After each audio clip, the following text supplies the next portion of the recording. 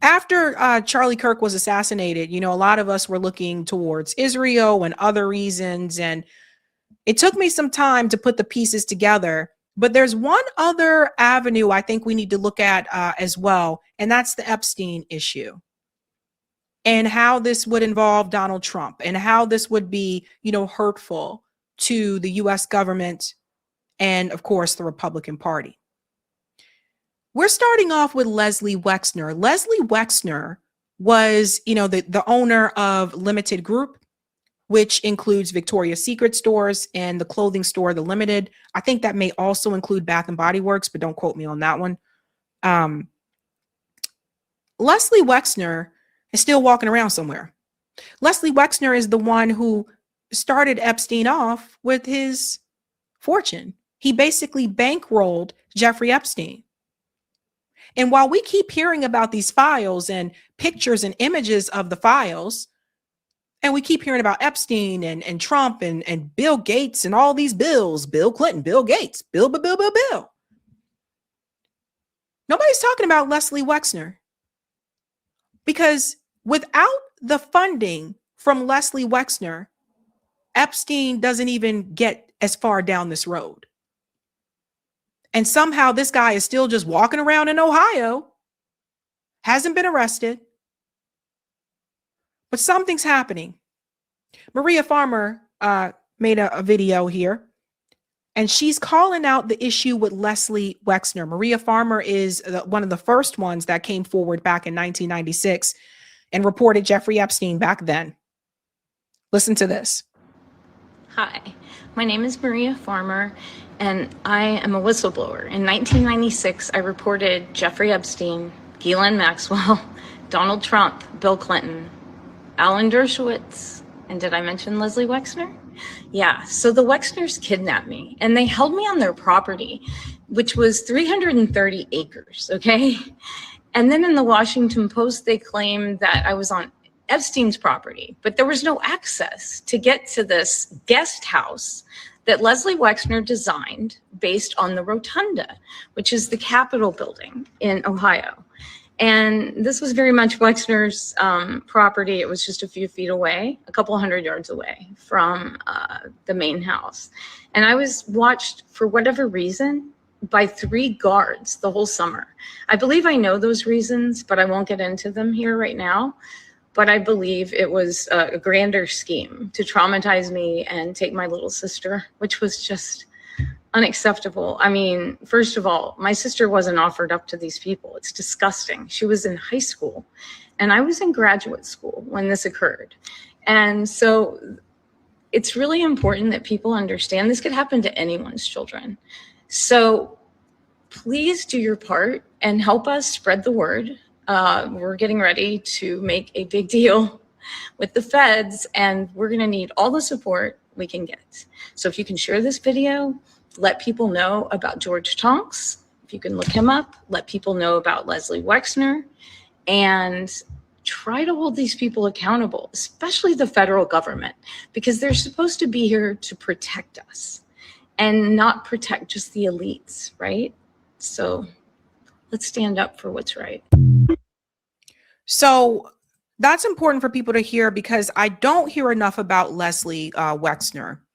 And I'm going to tell you why this is important when we get to the Charlie Kirk situation and Donald Trump. People need to understand this guy was confronted multiple times. In fact, it's not private information. There are multiple Epstein documentaries on Netflix, on Hulu, etc., which all continue to bring up this guy's name because he is the jumpstart to the Epstein figure that you later know about. He was financing him. He was giving him all this money. And some would say because of that, there had to be some other type of relationship that was happening between them, right? Because, someone just wake up one day and say, hey, I'm gonna give you all this money. Hey, go have fun. But he financed him. And in fact, you'll see here, I want to show you Epstein survivor Juliette Rose Bryant. Epstein worked with Wexner, who owns Victoria's Secret. I was taken to New York to model. Instead, I was kidnapped to the island. What I want to know is, where is Wexner? Yeah, where is Lex Wexner? Let's go to this video here. who is part of a trifecta of sexual abuse scandals. How you doing? Are we gonna get some justice for the survivors, Mr. T-Berry? Survivors outside. We're gonna get some justice for them. Johnson, you ever get tired of telling lies for these people? You ever get tired of telling lies for these people? I don't tell any lies.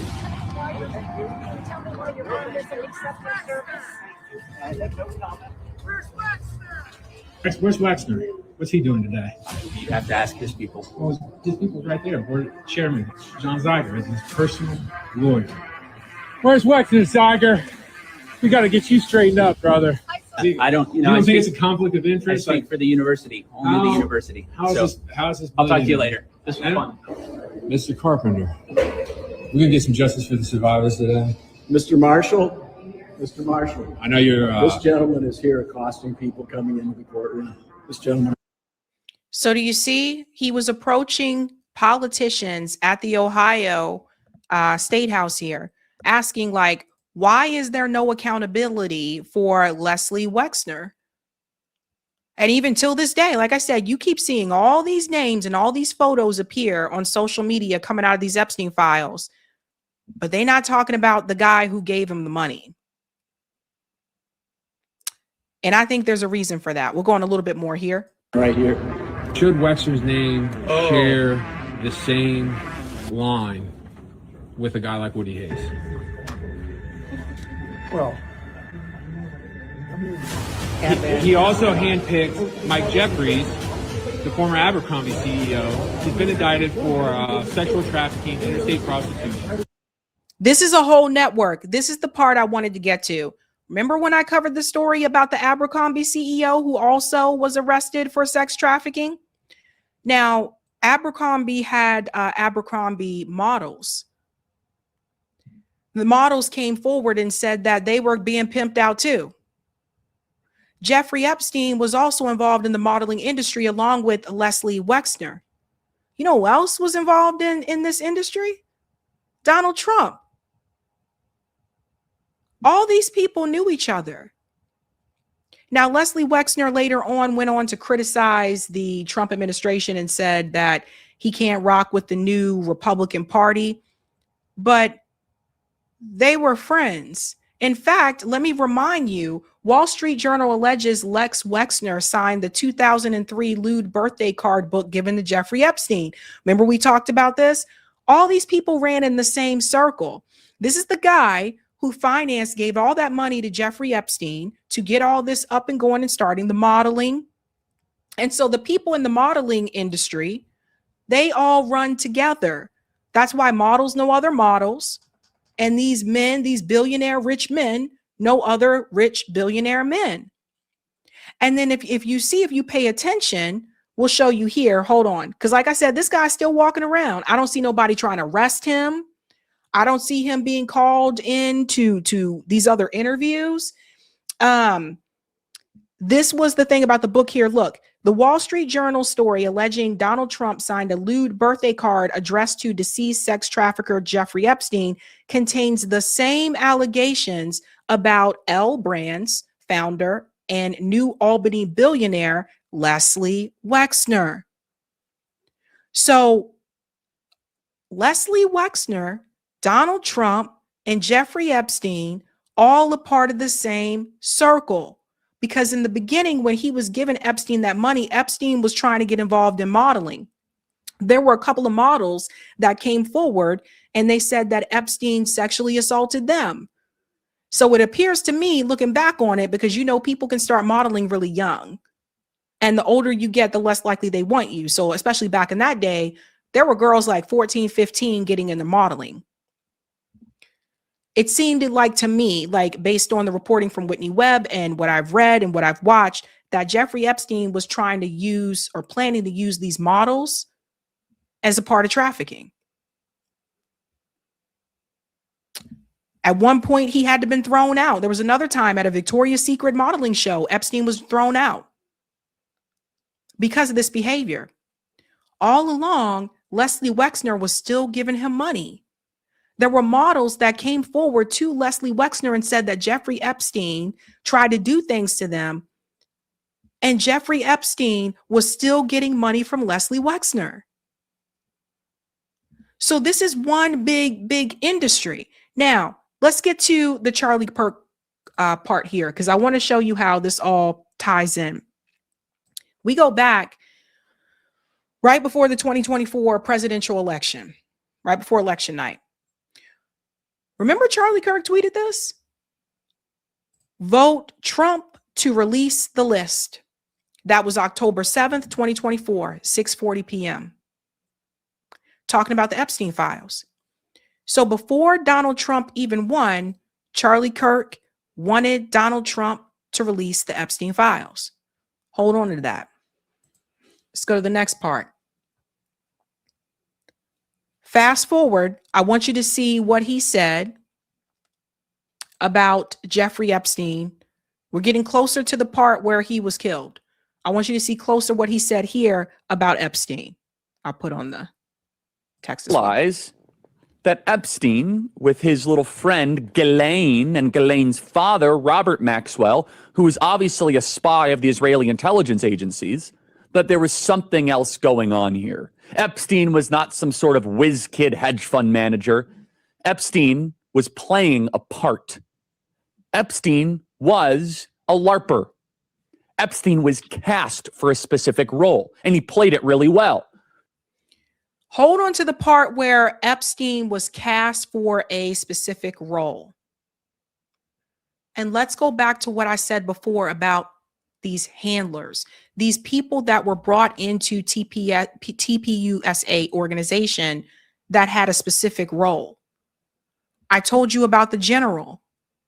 I told you about all the military people brought into Turning Point USA.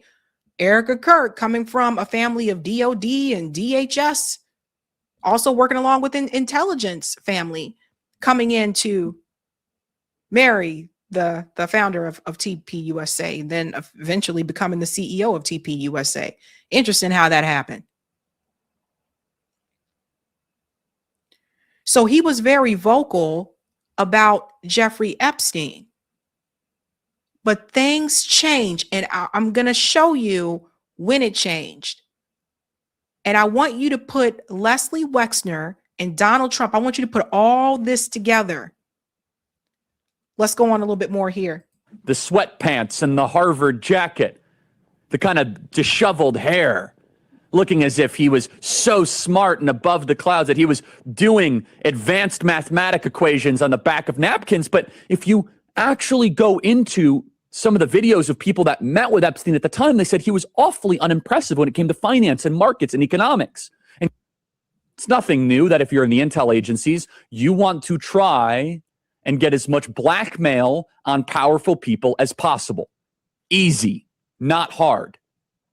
And this is no longer just speculation. First of all, the evidence that shows that Epstein was a creation of either Mossad, Israeli intelligence, American intelligence, Saudi intelligence, or maybe he was just a hired gun. Maybe he was just the guy that countries would go to and park a couple $100 million and say, hey, can you get one of the members of the royal family with a 13-year-old so we can get them to do what we want to do? Members of Congress are actively being blackmailed. The Epstein playbook is being used on a daily basis. Jeffrey Epstein was not a financier.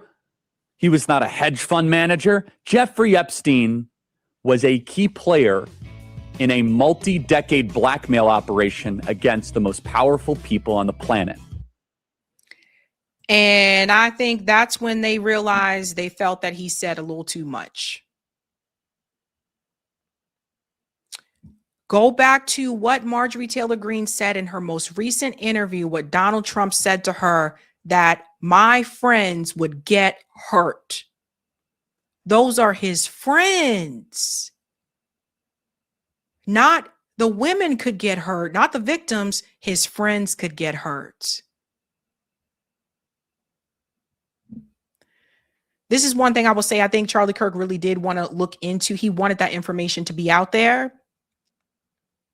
And apparently somebody didn't want that to happen. And you'll see the difference here. Let's go forward here. We fast forward. We're getting closer to the assassination.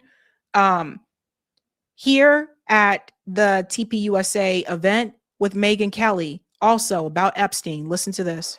Do you think there's any intel community involvement in this? I wouldn't be surprised one bit. I am convinced, based on my own sources and my own reporting on this story, he wasn't one of ours. So he was an American, which leads basically three options: MI6, Saudi, or Mossad. Yep. Which one would you choose? I guess Mossad, given his connection to Ghislaine Maxwell. So what does that mean? Well, I mean, it's possible that that's the reason everything's getting buried, that there is some treasure trove and it's getting buried because... How many people here believe that? Raise your hand. Okay, I'd say about half the hands think that it's being buried because of an Israeli thing. It could be. I really don't know. And I have no evidence to suggest that. No, me neither. I did think it was very odd how, look, half of you raised your hands because you've heard that theory, you've heard it debated, you have questions, but the one time Pam Bondi was asked a question about this at the cabinet meeting on Monday, she was like, and as for whether he was an agent, that I don't know. I haven't looked into that. I'll get back to you. You haven't looked into it? What do you mean? So that was kind of a fishy answer. And Megan, remember Alexander Acosta in 2007, he said he was told to treat Epstein carefully because he was an intel asset. See, too much information was said at this point. Now, I think this is not Charlie Kirk playing a role at this point. I think this was actually how Charlie Kirk and Megyn Kelly really felt about this issue. That changes as we get closer and closer to the day that Charlie Kirk was assassinated. You guys are going to see that shift, and you guys see what Megyn Kelly's saying now. So a call went out. Let's finish here first, and I'll show you. That was one of Trump's cabinet secretaries who was literally a U.S. attorney 3 hours from here in Florida. He said that himself. Well, one of Donald Trump's cabinet secretaries. Oh, sorry. He wasn't one of ours. So he was an American. That's the reason everything's getting buried, that there is some treasure trove and it's getting buried because look, half of you raised your hands because you've heard that theory, you've heard it debated, you have questions, but the one time Pam Bondi was asked a question about this at the cabinet meeting on Monday, she was like, and as for whether he kind of a fishy answer. And Megan, remember Sorry, I'm trying to jump forward back to where it was. Alexander Acosta in 2007, he said he was told to treat Epstein carefully because he was an intel asset. That was one of Trump's cabinet secretaries who was literally a U.S. attorney 3 hours from here in Florida. He said that himself. Well, and let me tell you the consequences of that. His subpoena, his search warrant on Jeffrey Epstein's residence was very narrow. It was not the kind of like, let's get everything. Let's see everything inside this guy's, dressers and so on. It was very, very narrowly tailored. And to this day, that's what the FBI is stuck with. So it really is possible that Dan and Cash got in there and, in like a Geraldo and Al Capone's vault situation, opened it up and we're like, oh my gosh, there's nothing in here. Like, we did not find the magic documents or photos or evidence of anything. And why not? I don't know we'll ever know why not. I'm not sure we'll ever know, but. So, and I think you said it so perfectly, AJ, Charlie started asking the wrong questions. So that wasn't too long before he was killed. And then you'll see here, this was also brought up at a rally.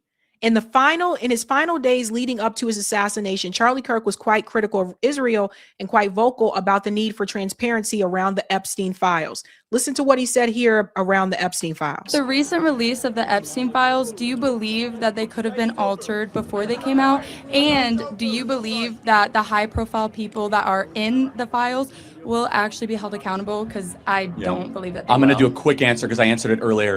Administration's got to make it right. We deserve to have every single file released, unredacted, as President Trump signed the executive order. I'm cynical, though, that we're going to get everybody on the client list. I'm afraid it's all been destroyed. But this is one of the great cover-ups. We don't know how involved our own government was involved with Jeffrey Epstein. Foreign governments were involved with Jeffrey Epstein. We have a moral right to learn about it, and the administration's got to Got to get that correct. Notice what he said there, right? So that went out to young people. That went out to all those students that were at that rally. Again, getting closer and closer to the day that he was assassinated. And then apparently a call went out. And by call, I mean like a call most likely coming from Donald Trump, because then he changed his position. Listen to this. And you'll see other people backing away from it too. Notice how Megyn Kelly kind of backing away from it a little bit. This was the change here. Files are now apparently heeding the president's orders and moving on. Turning Point USA founder Charlie Kirk, who voiced his concern over the Epstein files a mere 48 hours ago at the Student Action Summit in Florida, now says he's, quote, done with the matter. Honestly, I'm done talking about Epstein for the time being. I'm going to trust my friends in the administration. I'm going to trust my friends in the government to do what needs to be done, solve it, balls in their hands. I've said plenty this last weekend. And that was the shift. So the call went out, just like Marjorie Taylor Greene said when Donald Trump called her and other people could hear him yelling at her in her office. The call went out. And you see what he did to Marjorie Taylor Greene when she decided not to bend the knee on the Epstein issue. And so I thank you, Mouse. Thank you. Mouse said that top is adorable. I love hearts. Now, let's go on to the next part here. Here's why you need to be suspicious. When we go back to, remember this stunt? When certain influencers were allowed to get these Epstein files. Remember they held up those binders? Okay. I want to show you something. Musk MAGA torch Trump administration over the Epstein investigation. It threatens to destabilize the close relationship between the president and his base. We need to get to who was here. If we can look up Jack here. I just want to find it quickly. It's just easier to do it this way. My mouse isn't over there. Mouse is over here. If we can look up Jack. Thank you. And go to next. Right here. This is important. Bondi, along with FBI Director Kash Patel, Deputy Director Dan Bongino, has faced backlash from online influencers they previously courted. In February, conservative influencers, including Rogan Handley, who calls himself DC Drano on X, and Jack Posobiec, were invited to the White House and given binders said to contain more information on Epstein's case. Jack Posobiec is the name you want to pay attention to. Jack Posobiec is a TPUSA activist. And he was one of the ones that was allowed to come to the White House to get those white binders. Remember that whole stunt that happened? See, we're naming names, guys. So don't you find it a little strange that someone that was from a part of TPUSA was able to come to that event and get that so-called Epstein files? But then at the same time, Donald Trump puts the call out to tell people, no, move away from that. Stop talking about it. Don't fight that, yada, yada. So Charlie Kirk takes a shift on that because, like I said, a call went out. According to Marjorie Taylor Greene, the call went out. And yet Jack Posobiec was there, who's part of TPUSA, to get that binder. So I said it back then, and some people were just like, oh, you're just being negative. I said it back then that this was just a stunt, that there was nothing in those binders that wasn't already public information. So it was okay for Jack to go there and do that because they weren't revealing anything that wasn't already out there for people to know. Even the JFK stuff, that was already public information. There was already books that was written about that. Now, we go further here. Amber Speaks Up said on September 9th, Charlie Kirk asked on his show, do we have the Epstein files or not? And called for a full unredacted release. He was killed the very next day on September 10th. Keep your eyes on the Epstein files. I've been covering this closely, so follow. That's from Amber Speaks Up. So he didn't just request the Epstein files, he requested unredacted Epstein files. And when the files were released, we all have seen how they were heavily redacted. Now, Charlie Kirk was killed, so he wasn't allowed to see that. It all just seems a little weird to me. Now, you may wonder, what does this have to do, again, with Donald Trump? When we're talking about money, let me bring this forward here. In this organization, you got to know where the money is coming from. At this Trump-favored charity, financial reporting is questionable and insiders are cashing in. Again, this is that same article I showed you guys earlier, but it was reported back then about the money that was coming in, right? So this election, one of President Donald Trump's most influential advocates is 26-year-old Charlie Kirk, who developed a unique bond with the first family. The conservative star dines with the president of Mar-a-Lago and rang in the new year there. During each of the last 2 winters, he used the club to hold a formal fundraiser for his nonprofit TPUSA that featured Donald Trump Jr. So Charlie Kirk had a direct line to Donald Trump and Donald Trump Jr., and he was able to host a fundraiser there with the permission and support of Donald Trump Jr. So when people are hosting fundraisers for you, when they're giving money to the organization, when they're trying to basically help whatever they can to bring money in, big money, they do it with the intent that you are going to do what they say. You are going to follow their beck and call. You are going to go along with their agenda. The problem that came for Charlie Kirk is that towards the end of his life, he started to break away from that agenda a little bit. Now you're considered a problem. Not just the Israel issue, but the Epstein one, which I think someone said in the chat, they said that was the first time they didn't know he said those things. I think this is another part that's overlooked. And when you look at the relationship of Donald Trump with Leslie Wexner and Jeffrey Epstein and all these other guys, when Donald Trump told Marjorie Taylor Greene, my friends could get hurt, those are his friends. So he want to protect them. So for Charlie Kirk, someone who was as big as he was at that point in time, multi-million-dollar organization, telling the young college students we need unredacted files, that actually goes against what the DOJ wanted to do. Because the DOJ never had any intention on, number one, releasing the files, and number two, releasing files that were unredacted. Let's go into the next part here. This is something, it was an opinion article by David Marshall.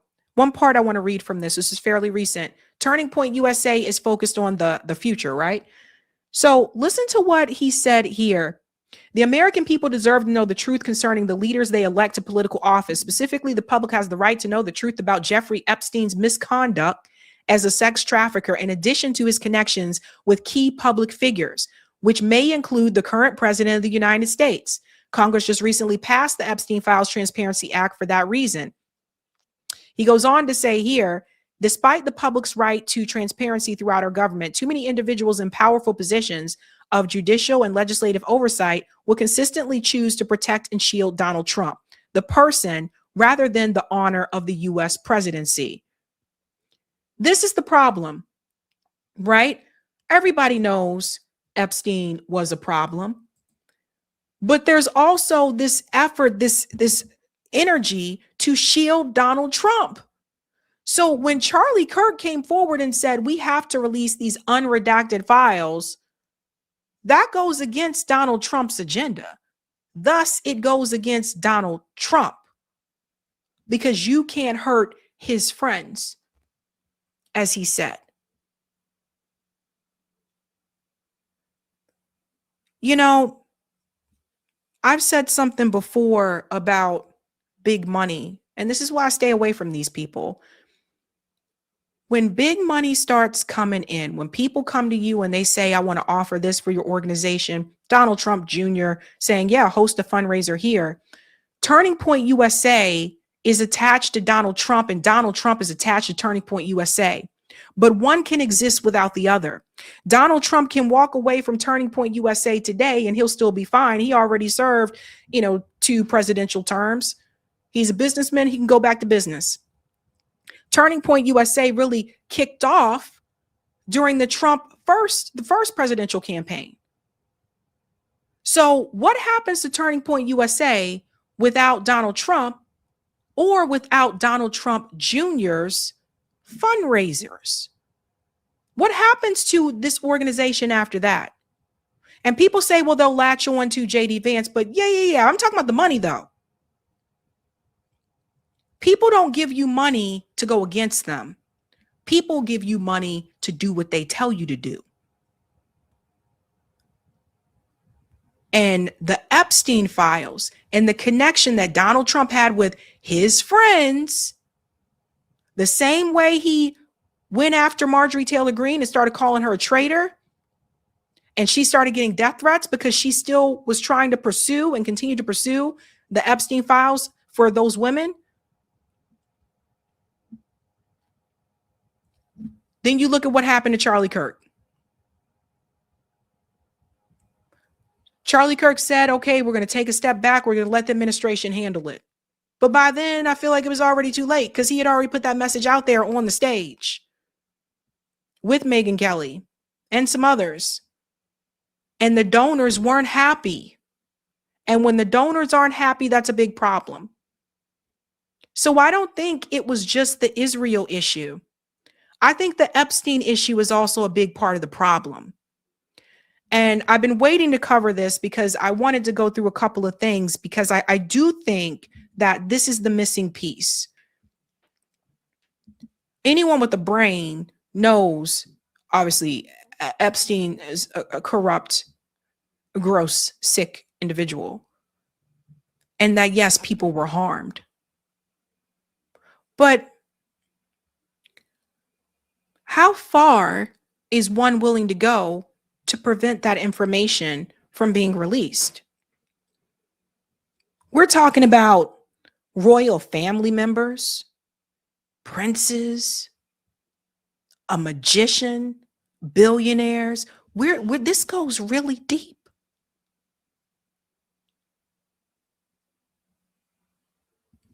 So I wonder how much the Epstein files has a play in this as well.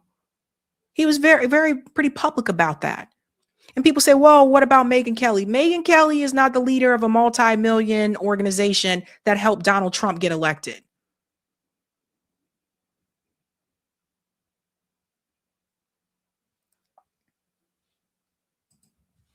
We'll end up with this part here. Mel said, we're approaching JFK levels of conspiracy on Epstein. JFK files 6 million pages. Epstein files are now 5.2 million and counting, according to the DOJ. But remember, Pam Bondi said, no, there's nothing there. There was nothing there, remember? So how we go from, oh, there's lots of videos of this sick guy doing sick, disgusting stuff to nothing to see there, folks. No files, nothing at all, to 5.2 million. It seems like towards the end, Charlie Kirk wasn't willing to play the game, at least not the way he was told to play it. Standing up to donors, looking at those text messages, saying he's tired of the donors and them telling him what to do, that type of stuff. Calling Epstein Mossad, which a lot of us have done that, but we also don't run Turning Point USA. We don't have pro-Israel donors. I don't have any donors. Actually, you guys are the donors. You guys donate like via Super Chat, etc. But I think for some, that was a bridge too far. And Donald Trump, in order for him to accomplish his agenda and get support for that agenda, he does need someone like Charlie Kirk to be on his side. Don't forget, Charlie Kirk was the one who went to Donald Trump and told him, this war with Iran, not good, not looking good. Nope, don't do it.